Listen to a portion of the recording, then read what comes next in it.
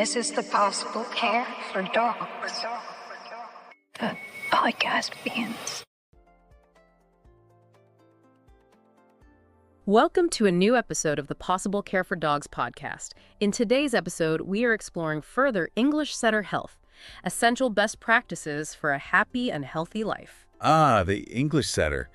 They really are something special, aren't they? That elegant look and, well, just such a sweet expression. Totally agree. And it's not just how they look, is it? They've got these lovely temperaments, really gentle spirits, just fantastic dogs to have around. Absolutely. So today, we really want to dig into the info we've gathered and pull out the absolute must-knows for you, the listener, to give your English setter the best possible life. Okay, shall we jump in? Let's do it. First up, and this is key for any dog really, is looking at common health issues. The material we reviewed flags a few things specific to English setters, or at least common in them. Right. Top of the list seems to be hip dysplasia. Now that's an orthopedic thing, a joint issue. Exactly. It's about how the hip joint develops, basically. It might not form quite right.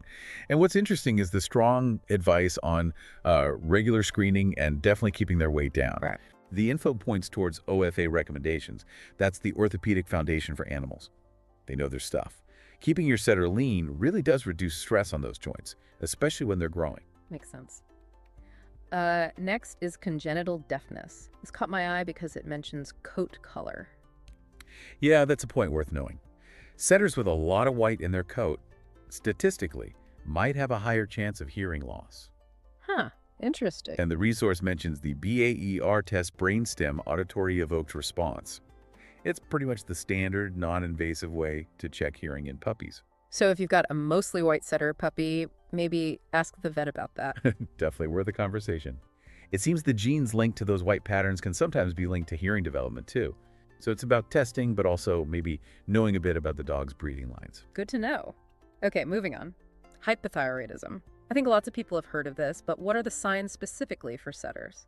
Well, the main things to look out for are lethargy, just seeming tired all the time, hair loss that's noticeable, Right. and maybe gaining weight even if you haven't changed their food. Right. And this ties back to proactive care.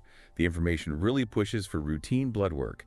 Catching it early makes managing it much, much easier. Okay.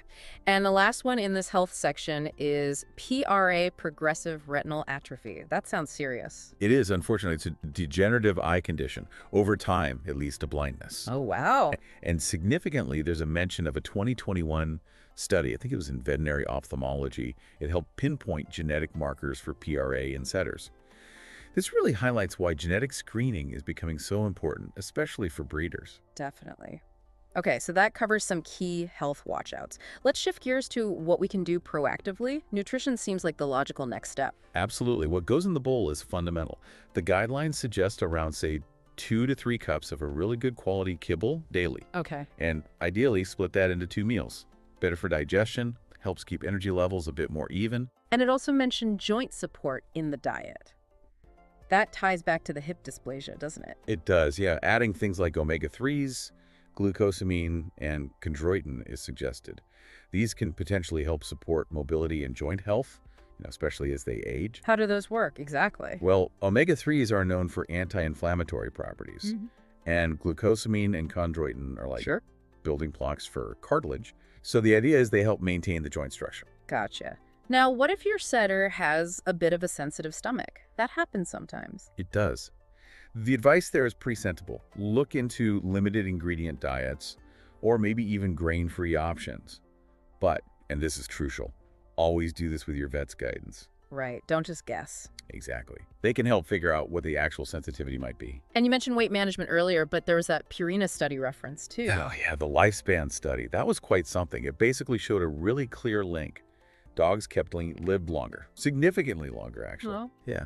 So it's not just about following the bag's feeding guide. Yeah. You really need to look at your dog, their activity level, their metabolism, and adjust. Keep them lean. It makes a difference. Okay, food covered. Now, exercise. These are sporting dogs, right? They need to move. Oh, absolutely. Energy to burn. The recommendation is aiming for a good 60 to 90 minutes of, moderate to vigorous activity every day. That's quite a bit. It is, but they need it. They were bred to run and cover ground. And it specifically mentioned scent games. Yes. They love using their noses. It's instinct. So things like hiding treats, maybe some basic tracking games. Right. It's fantastic mental and physical work for them.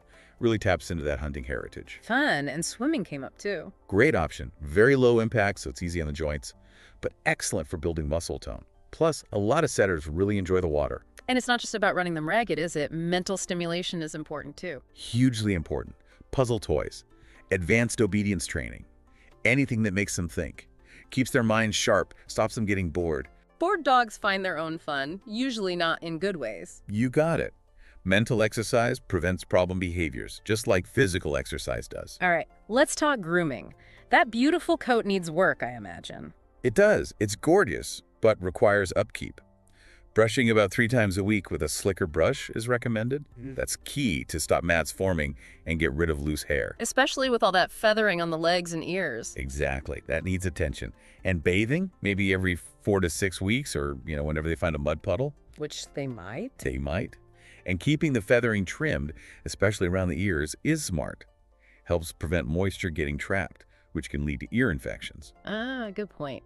And speaking of ears, regular ear and dental care were mentioned. Yes, crucial. Weekly ear cleaning helps prevent infections. Those floppy ears can trap stuff. And teeth brushing. Well, several times a week, ideally. Just like for us, it's vital for long-term health. Definitely.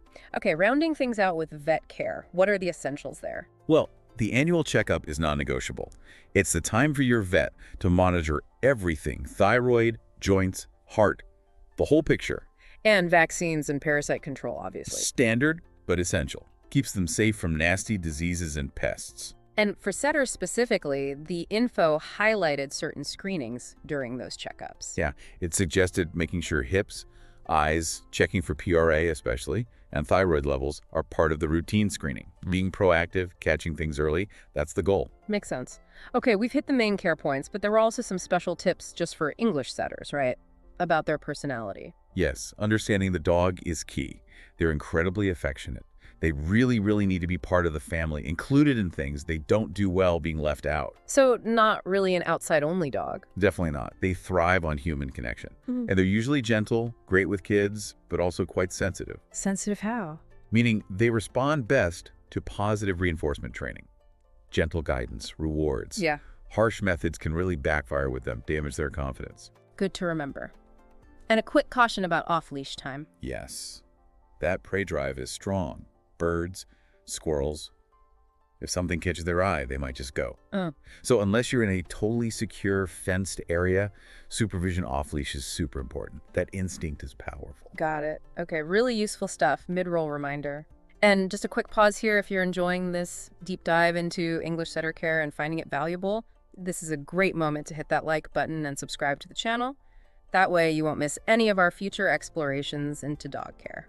So pulling it all together, what's the big picture for caring for an English setter? It seems like it's really about understanding their specific needs, doesn't it? Knowing the health risks, getting the nutrition right, giving them enough exercise, both body and mind, keeping up with grooming, staying on top of vet visits, and importantly, appreciating their loving but sensitive nature and how you train and live with them. Exactly. It's that whole package, a tailored approach just for them. Well, this has been super informative, a really good look at what it takes to keep an English setter happy and healthy. It's clear that with the right attention, an enriched life, lots of activity, and plenty of love, these dogs really can thrive. They absolutely can. They give so much back, so understanding how to meet their needs is the least we can do. We definitely invite you listening to share your own thoughts in the comments. Any questions you have, suggestions, or maybe your own experiences with English setters, we love hearing from you. Yeah, definitely share. Have a beautiful day, take care of your lovely doggies, and we'll see you on the next one. And maybe you think about this. English setters have that wonderful split personality, right? So graceful and calm inside, but then this burst of pure energy outdoors. Yeah. How do you, as their person, balance and nurture both sides of that amazing nature for their best possible life? Something to ponder.